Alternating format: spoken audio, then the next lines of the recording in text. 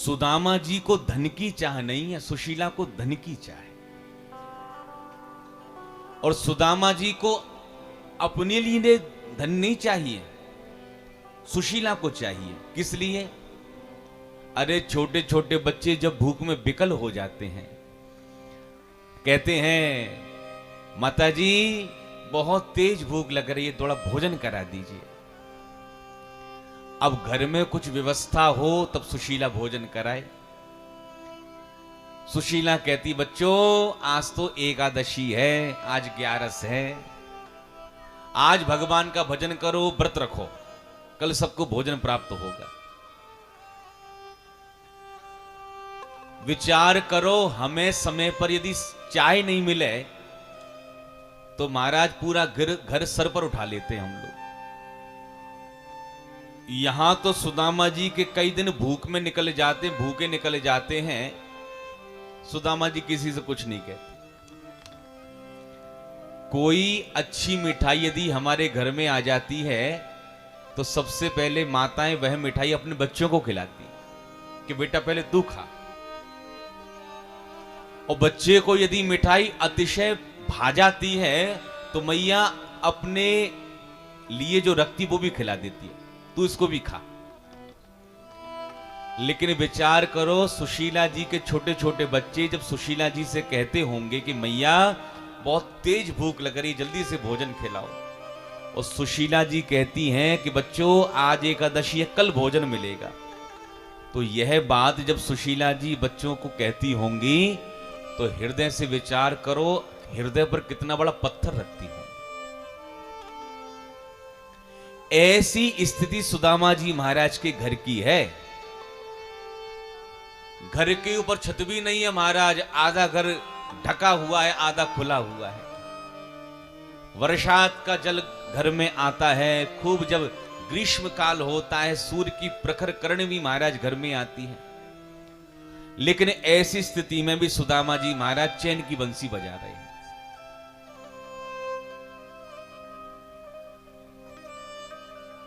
भगवान एकादश स्कंद में कहते हैं भैया उद्धव, सुदामा जैसे भक्त जो होते हैं उन भक्तों के मैं पीछे पीछे चलता हूं। उद्धव जी महाराज ने कहा हे द्वारकाधीश, आपको तो भक्तों के आगे आगे चलना चाहिए मार्गदर्शन करते हुए, तो पीछे क्यों चलोगे? तो भगवान कहते हैं निरपेक्षम मुनिम शांतम निर्वैरम समदर्शनम अनुव्रजाम्य हम नित्यम पूये त्रंग्रेणुभिः। भगवान कहते भैया उद्धव, जब भक्त चलता है तो उसके चलने से जो धूल उड़ती है पीछे, बस उस धूल में मैं अपने आप को अभिषिक्त करता हूं, मैं उस धूल में स्नान करता हूं, मैं परमात्मा भी उस धूल को पाकर पवित्र हो जाता हूं। सुदामा जैसे महात्माओं की चरण रज से भगवान विचार करने लगे, मेरा मित्र सुदामा बहुत स्वाभिमानी है, मेरे पास ऐसे नहीं आएगा, मुझे स्वयं इसके पास चलना चाहिए। तो भगवान ने क्या किया है, एक दिन एक ब्राह्मण का वेश बनाकर सुदामा जी के घर में ही पहुंच गए। भिक्षाम देहि। सुशीला ने देखा द्वार पर ब्राह्मण देवता खड़े हुए हैं, तो बाहर आई और हाथ जोड़कर कहती हैं क्षमा करिए ब्राह्मण देवता, मैं आपको भिक्षा में कुछ दे नहीं सकती। तो ब्राह्मण देवता कहते हैं देवी, गृहस्थ के घर से कोई भी संत ब्राह्मण अतिथि अभ्यागत यदि लौट जाता है खाली हाथ, उसको पाप लगता है। जो तुम्हारे घर बना हो प्रेम से मुझे दे दीजिए, बहुत जोर से भूख लग रही है। तो सुशीला आंखों में आंसू भरकर कह दिया क्षमा करिए विप्र देवता, मैं आपको कुछ दे ही नहीं सकती। क्यों नहीं दे सकती? तो सुशीला कहती है महाराज, मेरे घर में दरिद्रता रूपी पुत्री ने जन्म लिया है, और जब तक यह दरिद्रता रूपी पुत्री इस घर से विदा नहीं हो जाएगी तब तक महाराज मैं किसी को कुछ दे ही नहीं सकती। ब्राह्मण देवता मुस्कुरा कर कहते, देवी समझ गया तुम ब्राह्मण सुदामा की पत्नी हो ना? हाँ महाराज, मैं उन्हीं की पत्नी, उन्हीं का घर है। तब ब्राह्मण देवता कहते, देवी इस प्रकार अपने जीवन का निर्वाहन क्यों कर रहे हो? अरे तुम्हारे पति सुदामा के मित्र हैं साक्षात परमात्मा द्वारकाधीश कृष्ण, और संत ब्राह्मणों के तो अनन्य भक्त हैं। और देवी तुम्हारे पति सुदामा द्वारकाधीश के परम मित्र हैं, एक साथ गुरुकुल में रहते थे, एक साथ विद्याध्ययन ग्रहण की है, और द्वारकाधीश ब्राह्मणों के तो अनन्य भक्त हैं। अपने पति सुदामा को द्वारकापुरी भेजो, देवी जीवन बदल जाएगा तुम्हारा। अब ब्राह्मण देवता तो कहकर चले गए। सुदामा जी महाराज शाम को भिक्षा लेकर के आए। तब सुदामा जी महाराज सुशीला कहती है, हे प्यारे प्रभु, आपके कोई श्री कृष्ण नाम के सखा गुरुकुल में हुए हैं? जो कृष्ण नाम लिया सुशीला ने, सुदामा जी तो चौंक गए और कहते, देवी ये नाम तुझको किसने बताया? अरे कृष्ण तो मेरा बहुत अच्छा सखा है। अरे सांदीपनि मुनि के गुरुकुल में एक साथ रहते थे, भोजन करते थे, विद्याध्ययन करते थे, एक साथ रहते थे, लेकिन तुम्हें किसने ये नाम बताया? तब सुशीला कहती, महाराज मैं कहां जाती, आज प्रातःकाल एक ब्राह्मण देवता आए, उन्होंने मुझे बताया। स्वामी तो मुझे एक बात बताओ, क्या आपका अपने मित्र से मिलने का मन नहीं होता? सुदामा जी कहते, देवी मिलने का तो बहुत मन होता है, लेकिन पहले मैंने सुना था वो मथुरा का राजा है, लेकिन बाद में मथुरापुरी छोड़कर कहां चला गया मुझे नहीं पता। मिलने का तो बड़ा मन है उससे। तब सुशीला कहती, महाराज मुझे पता है, आस्ते धुना द्वारवत्याम, अधुना द्वारवत्याम आस्ते। आजकल महाराज द्वारकापुरी के राजा बनकर वो द्वारकाधीश के नाम से जाने जा रहे हैं। और स्वामी यदि एक बार आप वहां पहुंच गए, चले गए मित्र के पास, इतना सारा धन देंगे महाराज, पूरा जीवन ही हमारा बदल जाएगा। सुदामा जी नाराज हो गए। सुदामा जी कहते हैं, देवी सुशीला, यदि तेरे मन में यदि ये बात है कि मित्र के पास जाकर मैं कुछ उससे मांगूंगा, तो मैं नहीं जाने वाली। सुशीला विचार करने लगी, ये बहुत स्वाभिमानी है, ज्यादा लेने देने वाली मैंने बात कही तो शायद ये द्वारकापुरी जाए ही नहीं। तो सुशीला कहती है, स्वामी मैं कोई मांगने वाली बात थोड़ी ना कर रही हूं, मैं तो केवल मिलने वाली बात कर रही हूं, अपने मित्र से मिलकर के आओ। सुदामा जी कहते, मित्र से मिलने वाली बात कर रही है तो मिलने जरूर जाऊंगा, लेकिन सुशीला कुछ स्थान ऐसे होते हैं जहां पर कभी खाली हाथ नहीं जाना चाहिए। रिक्त पाणिम न गच्छेत, कभी खाली हाथ नहीं जाना चाहिए। जैसे मंदिर में जा रहे हो, अपने रिश्तेदारों के पास जा रहे हो, बाहर से जब लौट कर आए तो माता पिता से आप मिलोगे, अथवा अपने गुरुद्वारे में जा रहे हो, गुरु के पास जा रहे हो। कुछ स्थान ऐसे होते हैं जहां पर कभी खाली हाथ नहीं जाना चाहिए। जो आप पे बन जाए, पत्र पुष्प फल जो भी आप पे बन जाए, सो हाथ में लेकर जाना चाहिए। सुदामा जी कहते हैं, देवी सुशीला, जब हमारे घर में कुछ है ही नहीं तो कैसे जाएं? अब कृष्ण तो मुझसे आयु में छोटा है और इतने वर्षों बाद मुझसे मिलेगा, खाली हाथ अच्छा नहीं रहेगा। और जब देवी हमारे घर कुछ है ही नहीं तो मैं जाऊंगा नहीं फिर। तब सुशीला कहती है, नाना स्वामी आप ऐसी बात मत करो, आप तो केवल जाने की तैयारी करो, मैं कुछ ना कुछ प्रबंध करती हूं। और बेचारी सुशीला 4 ब्राह्मणियों के घर में गई और 4 ब्राह्मणियों के घर से 4 मुट्ठी चावल अलग अलग लेकर के आई। और 4 मुट्ठी चावल तो भैया लेकर के वो आ गई। कोई एक ऐसा कपड़ा नहीं मिला उसको घर में कि उन 4 मुट्ठी चावलों को उस कपड़े में बांध सके। बहुत खोजा ढूंढा, बहुत खोजने के बाद में एक जीर्ण शीर्ण पुरानी धोती निकल पड़ी। उसको साफ किया, देखा तो अनगिनत छिद्र महाराज उस धोती में हैं। उस धोती को दोबरा चौबरा करके एक सा बनाकर वह 4 मुट्ठी चावल उस पोटली में रखकर गांठ बांध दी और सुदामा जी के हाथ में देती है। या चित्वा चतुरोन मुष्टीन विप्रान पृथुक तंडुलान चैल खंडेन तान वध्वा भर्त्रे प्रादाद्युपायनम। 4 मुट्ठी चावल की पोटली बनाई, सुदामा जी के हाथ में रख दी और कहती हैं, स्वामी जब आपके सखा आपसे मिलें तो ये कुछ भेंट है भाभी जी की, अपने मित्र को जरूर देना। और स्वामी आप जा तो रहे हो, लेकिन जाते जाते मुझ सुशीला का कुछ समाचार भी लेते जाइए। हाँ देवी, तेरा क्या समाचार है? तब सुशीला कहती है, स्वामी 1 मास द्वय पक्ष में 2 एकादशी होए, मेरे घर गोपाल जो नित्य एकादशी हो। हे प्यारे प्रभु द्वारकाधीश, महीने में 2 बार एकादशी आती है, लेकिन महाराज जब से होश संभाला है तब से एकादशी ही एकादशी का दर्शन करती आ रही है। इस एकादशी की द्वादशी भी आएगी कि महाराज पूरा जीवन ही हमारा एकादशी में निकल जाएगा। अपने पूरी मन की व्यथा कथा महाराज लिख दी। सुदामा जी महाराज ने चावलों की पोटली कांख में दबाई, हाथ में छड़ी ली और लाठी टेकते टेकते निकल पड़े।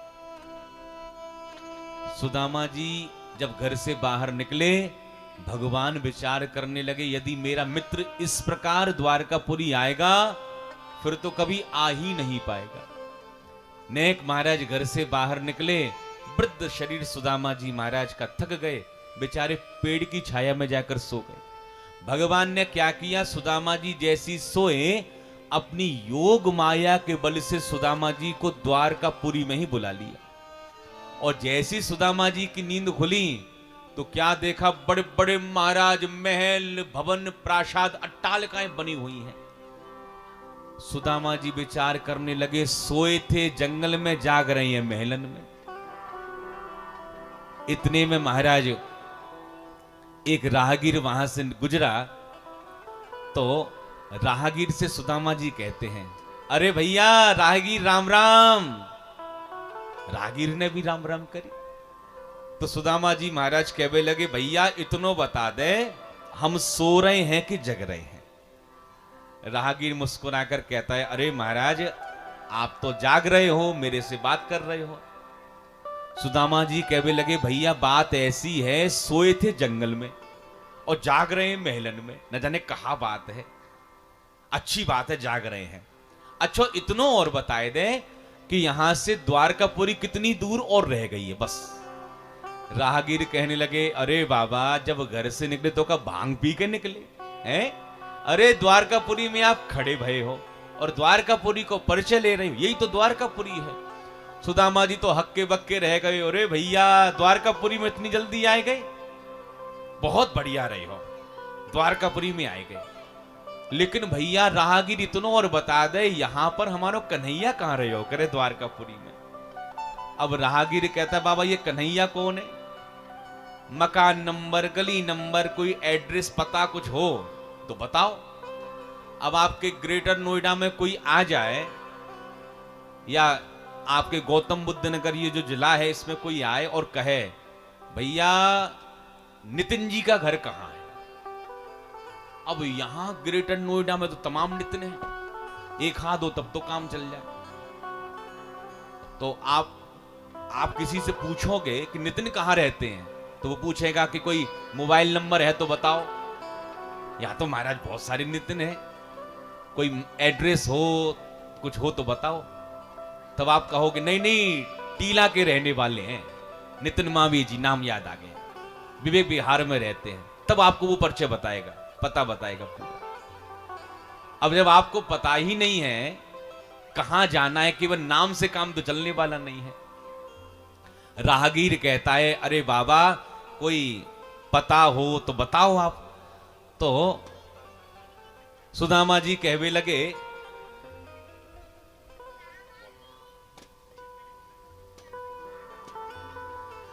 श्री वृंदावन बिहारी लाल की। सुदामा जी कहवे लगे, भैया मैंने तो ऐसा सुन राखो है वो यहां को बहुत बड़ो राजा है। सुशीला कह रही थी कि बाकी सोने की द्वारका है। भैया वैसे तो बा को पूरा नाम है श्री कृष्ण चंद्र। जो कृष्ण चंद्र नाम लिया सुदामा जी महाराज ने, राहगीर तो उछल पड़ा और कहता है, अरे बाबा जी जिसका आप नाम ले रहे पता है वो कौन है? यहां के सर्वेश्वर महाराजा धीराज हैं, उन्हीं की द्वारका है। और महाराज उनका नाम ऐसे नहीं लिया जाता। तो भैया कैसे नाम लिया जाए? बोले कि श्री श्री 1008 महाराजा धीराज द्वारकाधीश श्री कृष्णचंद्र जी महाराज, इस प्रकार उनका नाम लिया जाता है द्वारका में। सुदामा जी तो नाम सुनते ही रह गए। हे भगवान, इतना लंबा चौड़ो नाम। जब गुरुकुल में रहते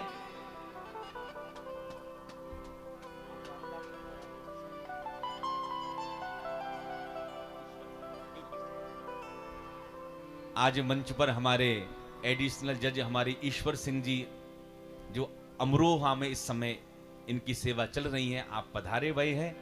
और आनंद आश्रम में जब उत्सव था तब भी आप वहां पधारे हुए थे। एक बार ताली बजाकर आप इनका स्वागत करें।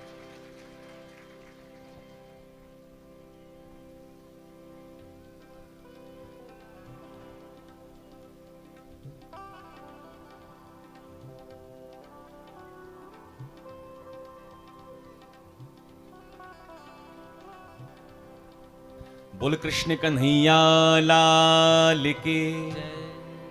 आपका बहुत बहुत स्वागत है यहाँ पर ईश्वर सिंह जी, आप यहाँ पधारे। हमारे श्री प्रदीप भाटी जी के पास ऐसे ऐसे सुंदर रत्न हैं महाराज, जो माला में पिरोए हुए हैं। और सारे रत्नों को महाराज यहाँ पर खींच खींच के कथा में लेकर के आते हैं। और जब आनंद आश्रम का उत्सव था महाराज, जिनको महाराज मिलने में समय लेना पड़ता है महाराज, ऐसी विशिष्ट विभूतियां महाराज उस आनंद आश्रम में पधारी थी उत्सव में। और आप भी उसी क्रम में पधारे ईश्वर सिंह जी। तो प्रसंग पर आए। सुदामा जी विचार करने लगे, हे भगवान इतना लंबा चौड़ा नाम। गुरुकुल में रहते तो कनुआ कनुआ कहते, बातें कनुआ कनुआ।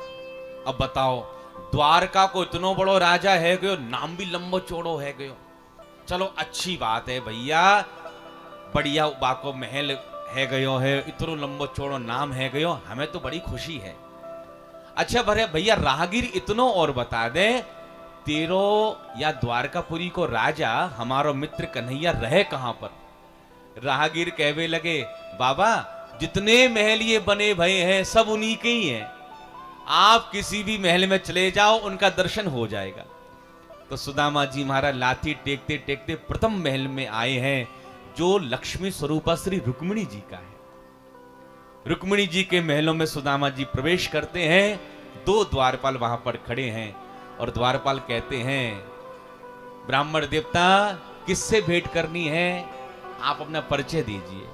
तब सुदामा जी हाथ जोड़कर कहवे लगे, भैया भीतर जाकर अपने द्वारकाधीश से कह दे कि बचपन के सखा गुरुकुल के सांदीपनी मुनि के गुरुकुल के सखा सुदामा दरवाजे पर बाहर खड़े हुए हैं। द्वारपाल कहता है, महाराज थोड़ा सा आप यहां ठहरिए, पहले मैं अंदर महाराज से आज्ञा लेकर के आता हूं द्वारकाधीश से। 7 द्योड़ी पार भगवान की दिव्य भव्य सुधर्मा सभा लगी हुई है। जब द्वारपाल सभा में अंदर पहुंचे और भगवान ने देखा द्वार पर द्वारपाल खड़ा है, तो भगवान कहते हैं, द्वारपाल क्या समाचार है, दरवाजे पर कौन खड़ा हुआ है?